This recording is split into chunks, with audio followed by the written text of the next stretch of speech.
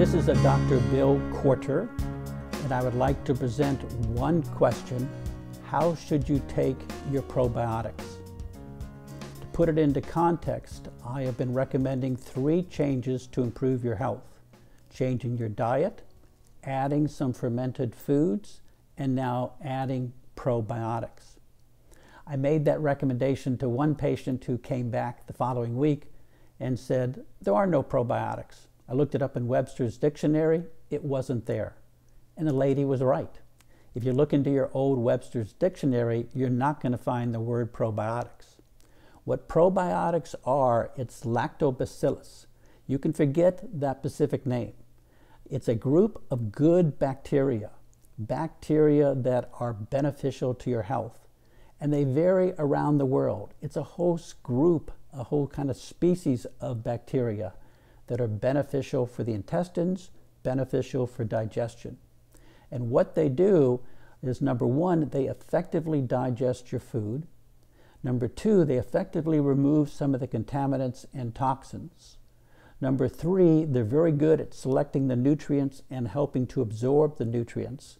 And last part, but equally important, they're very good at fighting bad bacteria. And so they both help digest food and help prevent infection. So probiotics are something that I think will be valuable to your health and should be added to the dietary suggestions we've had. Now, what's the best way to learn about probiotics for those of you who don't know? The internet is a great resource. The problem with the internet is that when you go to the internet and you look for websites, you get all side effects before you get down to what it is. As an aside, it's true for vitamins. Look up vitamins. What you end up is seeing side effects. And even in general, if you listen to the news, you get these news reports that say, oh, vitamins are not effective, or vitamins, worse, cause problems, or can be lethal. Well, I've done a literature check. And if you look over the last 2 decades, I've only found a couple dozen deaths that can be related to vitamin overdoses. Yet, if you look at the literature, in America, around 100,000 people die each year because of medication prescription side effects. So which is worse, the vitamins causing 12 deaths, or the medications adverse reactions causing 100,000 deaths? To me, vitamins are safe, vitamins are easy to take, and really have limited risks. And I think that statement applies to probiotics. The probiotic side effects, when you look at the internet, really come down to gas, bloating, a little indigestion, discomfort, and some diarrhea, and maybe some headaches. But I tell you, there's the line, no pain, no gain. When I switched and really made an effort to add probiotics to my diet, which I felt did improve my health significantly, I had no side effects at all. My wife did the same, and she had a few side effects, but here's the key part. They were transitional and temporary. And I think when you make the switch and you start changing the bacteria and the microbial environment in your intestines to improve your health, that switch causes a little bit of discomfort, makes a few changes. It's like lifting weights. You have a little soreness afterwards. You have to be willing to tolerate just a little bit of discomfort to get to the good side.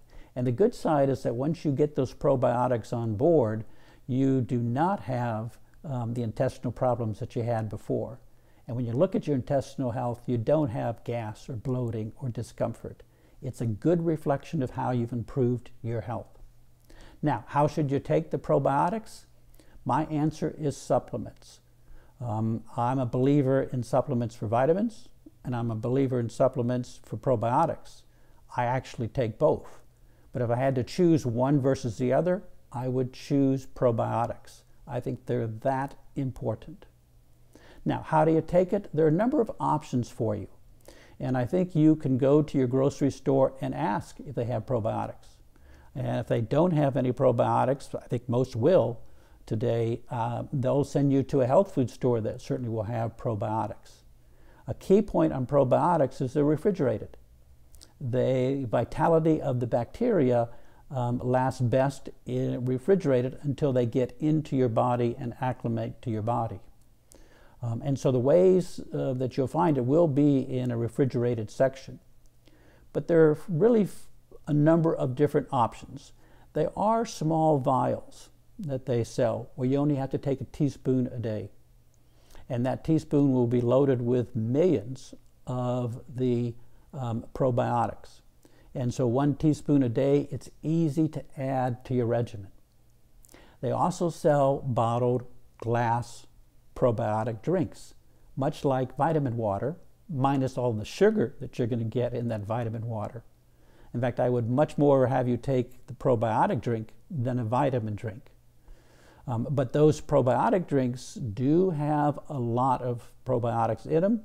They're easy to take 1 a day. And so that will add probiotics to your digestive system and begin to improve your health. And the third component option for you are pills. Probiotics will come in a refrigerated section in pills. I take 2 pills. In fact, what I do is I take a drink a day of a probiotic glass, and then I will take 2 pills each night of probiotics. That gives me enough probiotics in my system to give me a high level of good bacteria. And that makes my intestines function extremely efficiently. And I think that makes my health, physical health, mental acuity, emotional health, much, much higher. So that's the recommendation, and that's the habit that I would like you to develop with this presentation. Try adding some probiotics on a daily basis. Make it a habit on a daily basis. And last but not least, my wife and I make a drink. We mix it in our blender, and twice a week or so we take this green sludge, and it is green sludge, and we will drink it all. Now, it's not something that I think you're going to love the taste. It's not horrible, but it's not something that's going to make you say, yes, that tastes delicious. But we take it twice a week. It's loaded with antioxidants, and it's loaded with probiotics. So what I'm going to do when we post this presentation is I'll do in my website an addendum and and I'm going to put in my recipe for our probiotics. And I think it's something that's easy to do. It has a number of ingredients, but it really gives a good health boost. And I tell you, since my wife and I have made these changes, I mean, neither one of us has been sick for several years. So I think it is working. I think it is improving our health. It's improving the health of the patients that I've seen. And I think it's a recommendation and a habit that's worth developing. So give it some thought. If you need more education, take a look, if not at the internet, at my website. I have 100+ blogs. They're just short 2-page blogs, easy to read, 5 minutes in length. Some of them deal with probiotics. And again, I will post our recipe. So please think about looking at the website, subscribe, educate yourself, and try to see if we can't develop that habit, the habit of adding probiotics on a daily basis, and watch your health improve. And as I've mentioned before, don't give it a week or 2 weeks.